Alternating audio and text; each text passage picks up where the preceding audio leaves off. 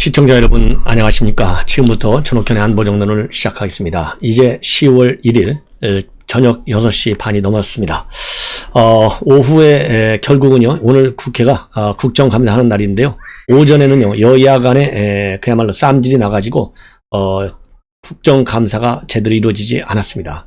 그러다가요 오후에 다시 이제 재개가 됐는데, 오전에 이렇게 국정감사가 이루어지지 않게 된 것은 이 대장동 사태가 그만큼 심각하기 때문에 여야의 의견이 대립됐어요. 왜냐면은 지금 야당에서는요, 이거 특검을 하라, 이렇게 특검 받아라, 이렇게 손팻말을 들고 국감을 시작하려고 했고, 여당에서는 이거 뭐 하는 짓이냐 반대하고, 그러니까 이제 증인 채택, 도대체 야당이 주장한 증인을 한 명도 안 부르겠다는 것이 이게 말이나 되냐, 이렇게 야당 우리 국민의힘에서요 대대적인 공세를 펴고, 그러니까 여당 측에서는 그러면 곽상도 아들도 부르자, 이래서 난장판이 된 거예요.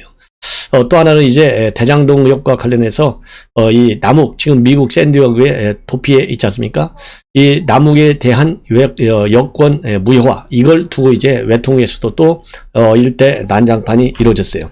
자, 그래서 싸움을 하다가 결국은 이제 다시 타협을 봐가지고 지금 국감이 재개된 상황입니다. 그래서 어쨌든지 간에요, 오늘 국감장 가장 큰 이슈는 결국은 화천대유죠. 당연하지. 뭐 다른 게 뭐 있겠습니까? 그래서 특히 이제 화천대유, 이 김만배 씨 여러 번 한 7, 8번 만났다, 이렇게 권순일이가 최근에 이제 그게 밝혀졌지 않습니까? 그래서 도대체 이게 어떤 것 때문에 이렇게 만났냐, 이런 것들이 또 핵심 쟁점이 됐습니다. 그래서 오늘 이 핵심 쟁점 중에 하나인 권순일 대법관하고 김만배 씨가 이게 만난 거, 이런 것이 이제 또 상당한 오늘 또 이 파문을 야기했어요. 그래서 유상범 의원은 뭐라고 했냐면은, 이재명 지사의 선거법 무죄 사건은 관심법 판결이라는 비판이 있다. 무죄 판결을 주도한 권순일 대법관이 변호사 등록도 안 하고 화천대유 고문료를 받은 거, 이거는 수사가 진행되면 사법부의 치욕적인 사건이 될 수도 있다, 이렇게 하면서요, 권순일 전 대법관이 익산시장 사건에는 유죄를 선고했지만, 익산시장 사건은요 뭐냐면 공직선거법상 허위사실 공표로 기소된 익산시장과 관련해서 유죄를 선고했는데 왜 동일한 사안인 이재명 지사에게서는 무죄를 유도했느냐, 이렇게 지적하면서 이재명 지사 사건처럼 유력 대선 후보 주요 판결은 전원 하위체 판결에서 재판에 참여하는 대법관이 1, 2심은 다 보지 않냐, 이렇게 물었어요. 그러니까 그러면서요 유상범 의원이 검찰 출신이잖아요. 작년 7월 이후에 화천대유 실소유주인 김만배 씨가 9번에 걸쳐서 대법원을 방문했고, 그중 8번이 권순일 대법관 방문이었는데, 권순일 대법관이 퇴임 후에 고문료를 받은 것은 누가 보더라도 이거는 오해의 소지가 많다, 이렇게 공세를 퍼부었습니다. 여기에 대해서요 김상환 법원행정처장 뭐라고 얘기했냐면, 법리적 쟁점에 따라 다르다, 이렇게 다르거나 또는 그 부분은 또 본인이 답변할 사업이 아니다. 그러니까 본인이 답변하기가 얼마나 난처하겠어요? 이렇게 해서 또 빠져나갔습니다. 그리고 또 이 권성동 의원도 이 권순일 대법관을 김만배 씨가 여러 차례 찾아간 데 의혹을 또 제기했어요. 그러면서 심리를 전후로 한 달에 4번을 만났는데 무엇 때문에 만났겠냐? 그러면서요 김상환 행정처장도 대법관에 있을 때 외부 인사를 한 달에 4번 만난 적이 있느냐, 이렇게 따졌습니다. 그러니까 김상환 처장 당연히 저는 4번 만난 적은 없습니다, 이렇게 대답을 했어요. 그리고 또 이 권선동 의원이 특검을 통해서 이 사건을 해결하기 바란다, 용의가 없으면 자리에서 물러나라, 이렇게 얘기하니까요, 법관 3천여 명이 이걸 보면서 자괴감과 수치심이 들 것이다, 이렇게 해서요 권순일 대법관의 이 부적절한 행동, 이거를 사실상 시인한 것이다, 이렇게 저는 봅니다. 자, 그리고요 이 국민의힘에서는요 이 무죄 취지 판결 이 권순일 대법관이 주도했는데 합의 과정이 담긴 재판연구관 보고서 제출도 요구를 했습니다. 왜냐하면 대부분 이 재판연구관들이 처음에는 이거는 유죄다, 이런 이 검토 보고서를 썼다가 권순일 대법관이 무죄 쪽으로 쭉 바람을 잡으니까 또 무죄 보고서도 써서 제출했다, 이렇게 되어 있잖아요. 그래서 이게 사실상 뒤집어진 거예요. 그래서 이 김 처장은 판결 합의 과정이 공개되면 판결 효력에 논란이 생길 수 있다, 이러면서 공개를 거부했습니다. 지금 이제 오늘 뭡니까, 제주도 경선이 있잖아요. 이재명이가 압승을 했네요. 권리당한 56%를 득표했다라고 하는 지금 보도가 나오고 있고요. 이것도 바로 여러분께 보도해 드리겠습니다.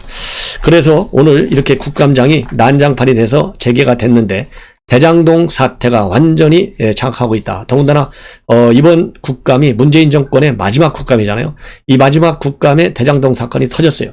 이것은 정권 교체를 하느냐 마느냐의 갈림, 이 분수령이 되는 큰 사건이고, 저는 이거 하나로 정권은 넘어가야 된다. 그래서 우리 국민들, 특히 야권에 있는 국민 여러분들, 그리고 중도층 또는 탈진보 인사들, 이런 분들께서는요, 이런 우리 국민들은 이번 대장동 사태를 심각하게 볼 것이며 반드시 심판표를 던질 것이다. 저는 그렇게 봅니다. 이러다 보니까요, 이 사안이 그야말로 이제 이재명이 됐든 이낙연이가 됐든 여권 후보에게도 결정타를 날릴 수가 있는데, 참 요행스럽게도 말이죠. 지금 여론조사를 보면 이재명에 대한 이 의혹이 집중되고 있음에도 불구하고 이재명으로 여권이 결집하고 있어요. 그만큼 이제 이낙연에 대한 신뢰가, 정권 지키는 데 대한 어떤 신뢰성이 약하다는 거죠. 그래서 이렇게 흠이 많은 후보임에도 불구하고 이재명이가 계속 압도적 지지율을 받고 있어요. 그러다 보니까 이재명이가 처음에는 얼마나 떵떵거리고 자신만만했습니까? 그야말로 이 단군일의 최대의 지적이다, 이렇게 했는데요. 지금 이제 출구 전략을 모색하고 있다라는 보도가 나옵니다. 제가 그래서 어제 밤 심야 방송에서도 그랬잖아요. 이제 선을 확실하게 긋는다. 나는 이론 한 장 먹은 것이 없다. 그랬다가 유동규는 나의 측근이 아니다. 이렇게까지 나왔는데요. 그러다가 이제 내가 관리 책임은 있다. 책임을 지겠다까지 나왔어요. 그래서 이렇게 이제 출구 전략을 지금 모색하고 있는 것으로 보입니다. 자, 그런데요.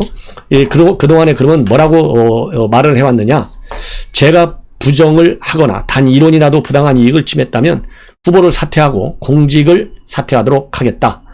단군일의 최대의 부동산 불로소득을 환수한 사업인데 이게 정말 부정이라고 생각하느냐, 이렇게 광주 MBC 방송 토론회에서 지난 9월 19일 날 발언을 했어요. 그러다가 9월 30일 날 TV조선 방송 토론회에서는요, 저로서는 막으려고 노력했는데 제 산하의 수천 명 직원 중에 제가 떠난 다음에 생긴 문제에 대해서도 제게 왜 문제를 제기하느냐, 좀 뻔뻔스러워요. 이렇게 일선 직원이라도 거기서 문제가 생겼다면 당연히 제가 책임을 져야 한다. 그렇게 살짝 또 꼬리를 내렸어요.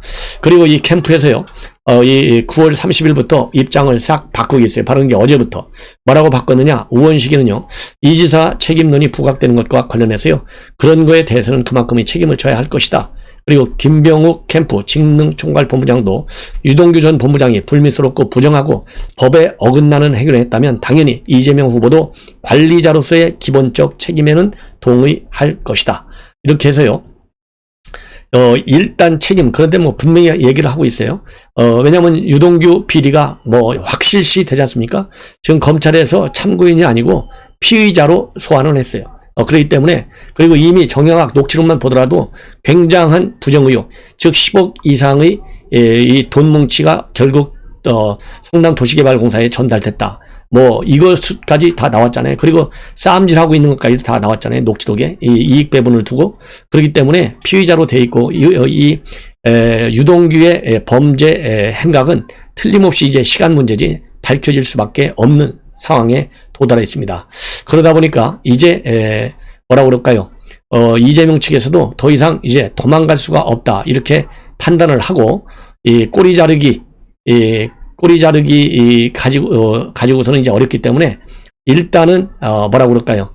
이 출구 전략을 모색하는 방향으로 지금 급선회하고 있다, 이런 보도가 나오고 있습니다. 자, 그러면은 이 계좌 그러니까 정영학 회계사가 준 녹취록, 13번째 녹취록이 제일 중요하다고 그랬잖아요. 거기에 이익 배분 얘기가 나온다는 거예요. 그래서 거기서 350억을 이제 모아야 되는데, 여기서 너는 160억 내라. 그러니까 내가 왜 160억 내라? 나는 못 내겠다. 이렇게 싸움하는 얘기까지 나온다는 거예요. 그러다 보니까 이 김만배가요, 바로 오늘 뭐라고 얘기를 하고 있냐면 350원 노비는 사실이 아니다. 이렇게 주장을 하면서 그거는 녹취가 좀 과장된 된 것에 불과하다, 이렇게 전면 부인하고 있습니다.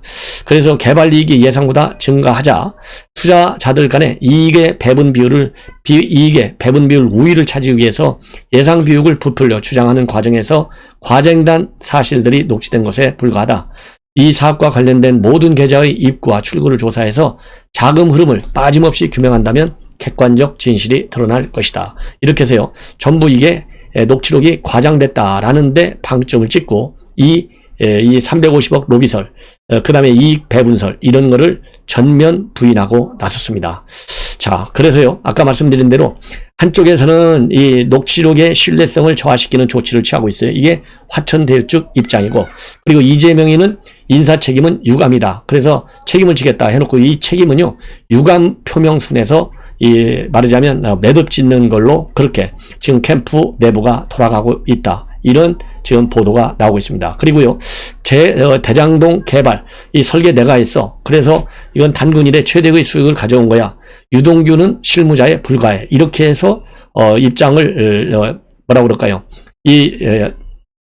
이재명이가 직접 그렇게 나왔는데, 이러다 보니까, 이재명 그러니까 당신이 책임이잖아. 이렇게 나오지 않습니까? 그러니까 이제 이것도 조금은 개발도 말이죠. 입장을 좀씩 바꾸고 있습니다. 그래서, 이제는 이렇게 민간업자들이 수익이 많이 나온 거, 의혹이 불거진 초기만 하더라도, 그거는 운이 많이 더 좋은 거야. 그리고 땅값이, 부동산 문제가, 풀려가지고 땅값이 너무 많이 올라가는 바람에, 그렇게, 뭐라고 그럴까요? 이익을 많이 낸 거야. 이렇게 얘기를 하다가, 지난 25일부터 살살 바뀌고 있어요. 이재명 지사가 지난 25일 날 뭐라고 얘기했냐면, 나름대로 최선을 다했지만, 제도적 한계로 완전히 개발 이익 환수를 못한 점은 유감스럽다. 그리고 지난 30일 날은요, 바로 어제, 김병욱 본부장이 여러 가지 아쉬움과 안타까움과 답답함이 있다. 이렇게 밝히고 있습니다. 자, 그래서요, 이제는 이재명이도 더 이상 도망갈 수는 없어요. 그런데 이제 과연 유감 표명 정도로 되겠느냐? 그리고 설계를 이 수익 배분이 많이 이루어진 것과 관련해서 지금 의혹들이 많잖아요. 왜냐하면 민간한테 배분을 집중시켜 버렸잖아요. 성남 도시 개발에 이익에 대해서는 캡을 씌워놨어요. 상한가를 딱 설정해놨어. 그래서 이 수익 배분 문제에 대해서도 상당한 지금 불법적 요인들이 있을 것이다. 이렇게 밝히고 있는데요. 설계를 그렇다고 해서 설계가 잘못된 것은 아니다. 이런 것은 또 이재명 측에서 강변을 하고 있는 상황이라고 지금 알려지고 있습니다. 자, 그래서요, 이제 그리고 또 하나 이제 출구 전략 중에 가장 중요한 것은요, 측근이 아니라고 이렇게 전면 부인하는 거예요. 과연 측근이 아니고 어떻게 측근이 아니겠어요? 10여 년 동안 같이 일해오고 그 경기관광공사 사장 자리도 줬고 도시개발공사 사장 직무대행도 시켜줬고 캠프에서 시장 때 도지사 때 다 뛰었고 어떻게 이 사람이 측근이 아니겠습니까? 그래서 하나는 이론 안 먹었다. 측근이 아니다. 이러면서 유동규하고의 관계는 철저하게 유동규 비리가 드러나더라도 완전히 차단시키는 이런 작전으로 출구 전략을 지금 마련하고 있는데요. 과연 그게 통할까요? 제가 보기에는 전혀 통하지 않을 것이다. 이제는요, 이 하루빨리 검찰의 수사의 칼날이 결국은 이재명한테 돌아가도록 하게 할 수밖에 없어요. 그렇지 않고서는 이 비리 의혹을 제대로 캐내기가 어렵다라고 저는 판단이 듭니다. 자, 이렇게 해서요, 이 출구 전략까지 말씀을 드렸고, 또 오늘 말이죠, 국감에서 하나 이제 새로운 것은 김기현 원내대표가 폭로한 건데요. 2012년 한겨레 기사에서 유동규 씨를 이 시장의 측근이라고 불리는 인사라고 이렇게 소개를 했습니다. 그래서 유동규의 비리가 드러나니까 슬그머니 꼬리 자르기에 들어간 것이 아니냐, 이렇게 지금 이 비판을 하고 있습니다. 자, 그리고요, 이 책임 문제에 관해서 오늘 박성준 캠프 대변인인 박성준 의원이 CBS에 출연해가지고요, 이거 후보직 사퇴하는 거 아니냐, 사퇴하겠다는 의미냐, 이렇게 앵커가 물어봤어요. 그러니까 대통령 후보로서 국민과의 약속을 수행하는 책임도 매우 중요하다. 그래서 완전히 이거는 일축을 하고 나왔습니다. 더구나 이재명 지사도요, 오늘 이제 입장문을 길게 내놨어요. 오늘 이제 유동규가 체포 영장에 의해서 체포됐잖아요. 그러다 보니까 부패 지옥 청렴 천국을 외쳤다라고 하는 것을 강조하고 나섰습니다. 부패 지옥 청렴 천국이라는 이 말을 갖다가 화장실에다가 붙여놨다는 거 아니에요? 그러면서 마귀의 유혹에 넘어가는 순간 이 지옥 문이 열린다. 이렇게 이러한 글을 페이북에 올렸어요. 뭐라고 올렸느냐면요, 제가 유일하게 부패로 감옥 안 간 성남시장이다. 부패 지옥 청렴 천국 제가 성남시청 화장실에 붙였던 문구다. 그러니까 그러면서요, 제 뜻대로 공영 개발을 했다면, 반대로 국민의 뜻대로 민영 개발을 했다면 이런 소란도 없었을 것이다. 그러면서 시민 몫을 포기할 수 없어서 마귀의 기술과 돈을 빌리고 마귀와 몫을 나눠야 하는 민관 공동 개발을 했는데, 작물을 나눈 자가 도둑이고 곽상도아들의 50억 준 자가 주인이다. 자 이렇게 해서요, 이 마귀는 결국 누구를 얘기하는 거겠습니까? 마귀의 기술과 돈을 빌리고 마귀와 몫을 나눠야 하는 민간 공동 개발 화천대유를 얘기하는 거예요. 예. 자, 그러면서요, 마귀의 돈을 나눠 가진 이들이 마귀와 싸운 저를 범인 주인이라며 의미하는데, 국민의힘이 지금은 마귀의 힘으로 잠시 큰소리 치지만은 곧 부패 지옥을 맛볼 것이다. 이렇게 입장을 밝혔습니다. 자, 그리고요, 이 박주민이도 말이죠, 선을 딱딱 긋고 있는데, 대장동 관련해서 부정과 비리가 나온다고 하더라도 이재명 지사와 관련된 것은 전혀 없다. 그야말로 이재명은 산하기관 직원 중에 하나고 측근이라고 불릴 만한 관계는 아니다라고 하는 것이 공식 입장이다. 이렇게 밝히고 있고요. 경기공사 사장까지 지내지 않았느냐? 이런 질문과 관련해서는요, 여러 직원이 있는데 그중에 이 일을 잘한다고 평가받았던 사람이다. 이렇게 해서 또 감은 싸고 있어요. 감싸기는 또 하고 있습니다. 자, 이렇게 해서요, 지금 현재 이재명의 입장, 이 출구 전략 마련하는 이 꼼수 여러분께 말씀을 드렸고, 지금 현재 동아일보가 단독으로 보도하고 있는 내용인데요. 작년에 경기 관광, 맞아면 이 관광공사 사장직을 그만두기 직전에 무슨 일이 있었냐면 12월 달에 화천대유 관계자를 유동규가 찾아갔다고 합니다. 거기에서 고액의 배당 수익을 거론하면서 돈을 달라고 했다. 이러한 요구에 따라서 이 화천대유 측에서는 돈을 건넸고, 이 전달 경약 과정 등이 이번 정영학 회계사의 녹취록에 다 나와 있을 것으로 동아일보는 보도하고 있습니다. 자, 그러니까 이게 뭐 하나씩 둘씩 다 나오는 거 아니겠어요? 그래서 이 돈을 가지고요, 뭘 했느냐? 작년 11월 달에 부동산과 비료 관련 업무를 취급하는 유원 오가닉을 세웠고, 이 업체를 금년 1월 달에 유원홀딩스라는 이름으로 바꿨는데요. 이걸 누가 만드느냐?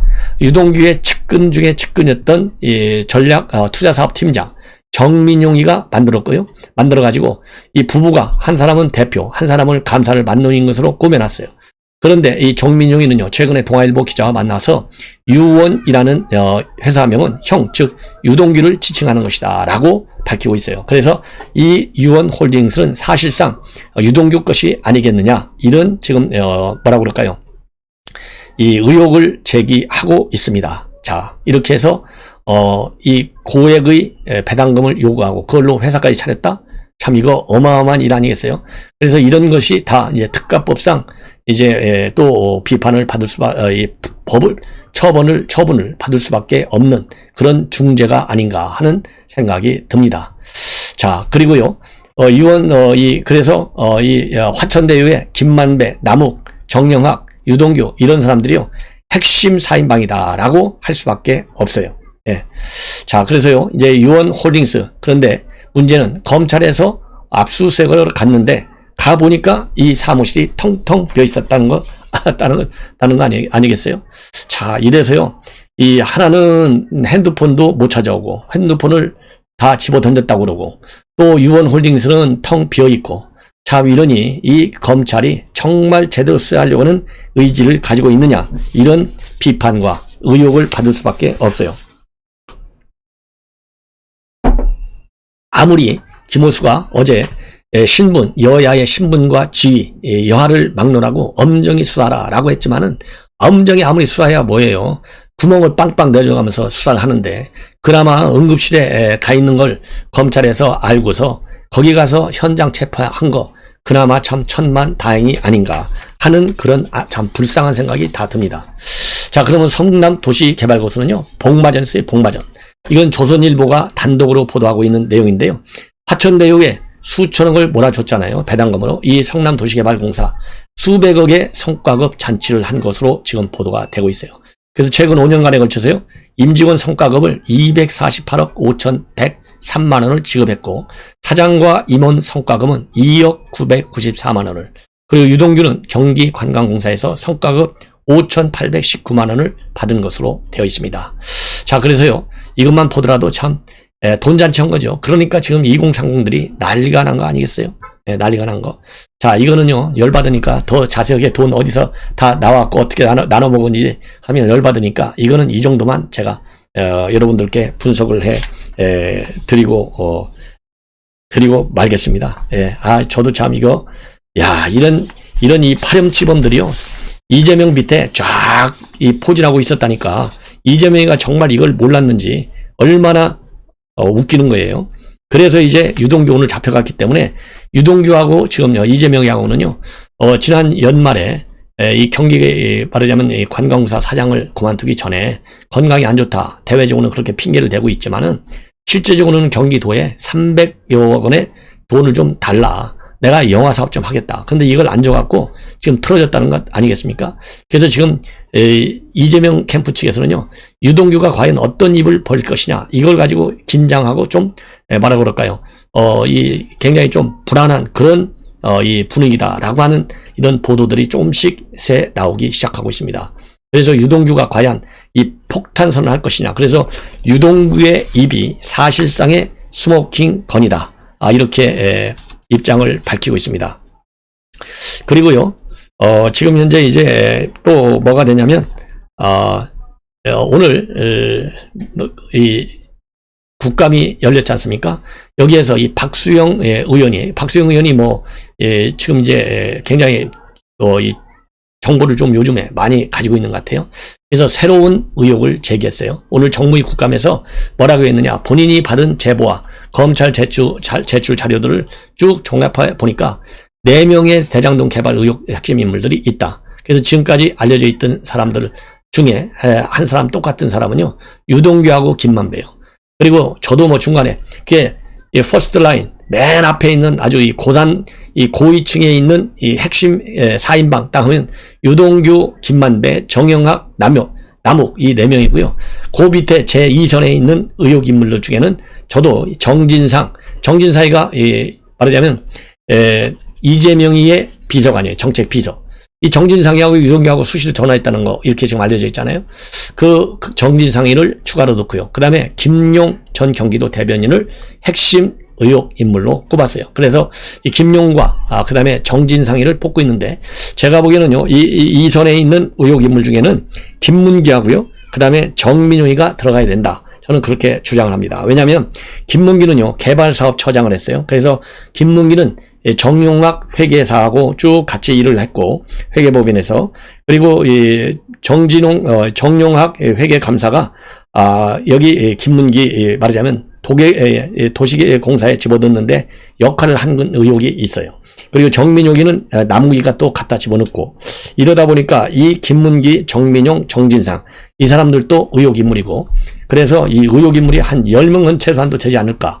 그래서요, 이 박수영 오늘 의원은 정무위 국정감사에서 뭐라고 했냐면, 이 4명이 도원 결의를 만들어서 이 펀드를 만들고 구조를 짰다. 이렇게 밝히고요.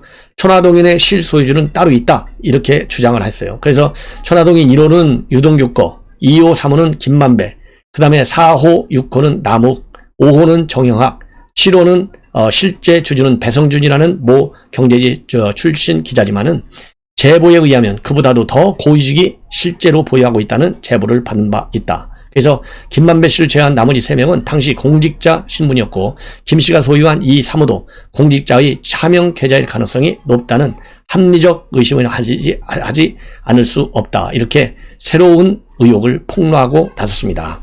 자, 그래서요, 이제 새로운 의혹, 이것도 이제 언론에서 추가적으로 취재를 꼭 해야 될 것으로 보입니다. 자, 이렇게 해서요, 이번 이 대장동 사태와 관련된 이 보도를 이것으로 일단락하고요. 그 다음에 어제 제가 심야 방송에서 했는데요. 그래서 뭐 우리 시청자 여러분들 많이 보셨어요. 바로 어제 심야에 긴급 최고위가 열렸습니다. 본래는 곽상도 뭐라고 할까요, 제명 문제를 처리하는 것으로 알려지고 있었는데요. 나중에 이준석 대표가 이 기자들한테 이걸 보면은 그게 아니고 대장동 오늘 국감하니까 그 전략 좀 논의하자, 이렇게 된 거예요. 그런데 어제 그 오밤중에 조수진 이 최고위원이 문자를 넣는다 해가지고 지금 때가 이런 거 할 때냐, 지금 곽상도 지금 이제 우리 당 의원도 아닌데 어떻게 설계하겠다는 제명하겠다는 거냐, 그리고 그러면 곽상도 의원이 무슨 범죄를 저지른 게 있느냐, 이런 식으로 따져 물면서 거기에 전두환 씨냐 지금, 그리고 아버지가 또 이 농지법 위반해 갖고 범인인데 대표는 그럼 그 자리에 앉아 있는 게 맞느냐, 아주 무지하게 세게 어제 입장문을 날렸어요. 문자 메시지로 조수진 의원이.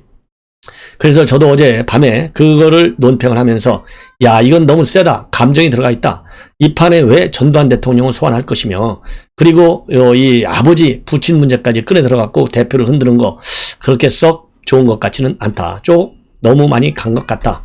조수진은 똑똑하고 그야말로 정권 비판하는데 앞장서고 인기도 많이 얻는 것까지는 좋은데, 이거는 좀 잘못하면 봉숭아학당 같다, 이런 우려의 논평을 한 바 있습니다. 근데 이것이 오늘 다시 또 도졌어요. 그래서 오늘 이준석 이 대표가 아주 작심하고 이 조수진 의원을 한 방 날렸습니다. 도대체 상도를 수용하겠다는 거냐? 그래서 그러면 국민에게 직접 한번 설득을 해봐라, 이렇게 오늘 오전에 페북에 글을 올렸습니다. 그러면서요, 이 전두환 이 뭐라 그럴까요? 훈계하지 말라. 그리고 대선을 앞두고 평소보다 반박자씩 빨라도 부족함이 있는 상황에서 전두환 신군부 소리 들어가면서 굳이 당무를 할 필요가 없을 것 같다, 이런 같다면서 조수진 의원이 어제 오밤중에 자기한테 보냈던 문자 메시지 일부를 공개했습니다. 그래서 이준석 대표가 공개한 내용에 따르면요, 조수진 의원이 이준석 대표한테 보낸 메시지는 제가 어제 여러분께 말씀드린 거하고 거의 비슷해요. 곽상도 의원 아들 퇴직금 규모를 떠나서 그 퇴직금이 범죄냐, 아니면은 화천대유의 불법과 관련이 있습니까? 박 의원이 화천대유의 내부를 받은 정황이 있습니까? 이런 내용 문자 메시지를 깠어요. 그러면서 조수진 최고위원이 이준석 대표에게 보낸 문자 메시지에 무소속 의원 제명 논의가 국정감사 시작 전날 심야 최고위를 열어야 할 정도로 시급한 것이냐, 무소속 의원 제명을 최고위가 의결할 수 있느냐, 전두환 신군보도 이렇게 하지 않았다고 생각한다, 라고 주장을 한 것으로 그렇게 알려지고 있습니다. 그래서 이준석 대표는요, 그래서 이러한 조수진에 대해서 우리도 상도수 없다는 당대표의 말이 나오기 무섭게 들이받을 기회만 노리고 있다가 바로 들이받고 기자들에게 언론 플레이를 해대는 모습을 보면서 무한한 자괴감을 느낀다. 당신 하고 싶은 대로 하라. 당신 문자 그대로 들고 국민과 당원을 설득해봐라. 남한테 훈계하듯 시키지 말고 직접 하라. 나는 못한다. 이렇게 강하게 반발을 하고 나왔습니다. 자, 그래서요, 이것이 이제 그야말로 최고의 봉숭아학당 다 되게 되어 있습니다. 그렇게 지금 몰고 나가고 참 몰리고 있어요. 자, 그러다 보니까요, 지금 우리 국민의힘 후보들 홍준표, 원희룡, 유승민 일제히 조수진을 비판하고 나섰습니다. 그래서 이 조수진이 상당히 좀 과했다, 과했다, 이렇게 홍준표 후보 입장을 내놓고 있고, 유승민 후보는 상도 수호를 그만둬라, 그만하라. 그래서 조수진 최고위원은 50억 원에 대한 국민의 분노가 안 들리느냐, 국민이 분노하는 목소리가 왜 안 들리느냐, 이렇게 치면서요, 분명히 하자. 상도 수호, 부패 검사 수호, 부패 대법관 수호, 이런 부패 비호는 국민의힘에는 있을 수 없다. 그리고 문재인 정권 이재명 지사에 맞서서 이기려면 우리부터 깨끗해야 된다, 이런 입장문을 내놨습니다. 그리고 원희룡 대표도 마찬가지. 절이 싫으면 중이 떠나라, 이렇게까지 아주 직격탄을 날리고 있습니다. 자, 그래서요, 조수진 의원과 그 다음에는 이준석 대표 간의 이러한 설전, 참 더 이상 이 정도 선에서요 끝내는 것이 좋을 것 같습니다. 근데 여기에 대해서요, 이제 진중권 교수가 뭐라고 했냐면은, 이렇게 조수진 의원이 내친 거에 관련해 가지고 진중권 교수가 한마디 했어요. 뭐라고 했냐면요, 싸움을 하려면 내부의 지뢰부터 재개해야지, 이런 댓글을 올렸습니다. 자, 이 정도 되면 대부분 의견들이 조수진이가 좀 지나쳤다. 그래서 뭐 조수진 의원이 조금 젊다 보니까요, 너무 많이 앞선 것 같아요. 바로 제가 보기에는 이준석 대표한테, 그래도 대표 아닙니까? 잘났든 못났든 이 조직에서는 위계 질서가 반드시 있어야 돼요. 그래서 죄송하다, 사과하고 정상화 시켜라, 저는 그렇게 주장을 하고, 조수진의 전투력이 바로 여권 공격안에 있는 거 아니겠어요? 더군다나 국감장에서 실력 한번 조수진 발휘하십시오. 그래서 이번에 이런 그야말로 상도 수호 가지고 입은 데미지를 바로 좀 회복하라. 그래서 야권의 투쟁력을 높이는데 기여하라 이렇게 주장을 하고 싶습니다. 시청자 여러분, 이것으로 제 방송을 마치고요. 잠시 후에는 오늘 또 토론이 있었어요. 이 토론 이 관전평을 말씀을 드리고, 또 이재명 지사 이 경선 결과도 말씀을 드리겠는데, 이재명 이 권리당은 50% 득표 56%를 득표를 해서 제주도 경선에서 압승했다. 이런 뉴스를 전해드립니다. 시청자 여러분, 이것으로 저녁 방송을 마칩니다. 대단히 고맙습니다.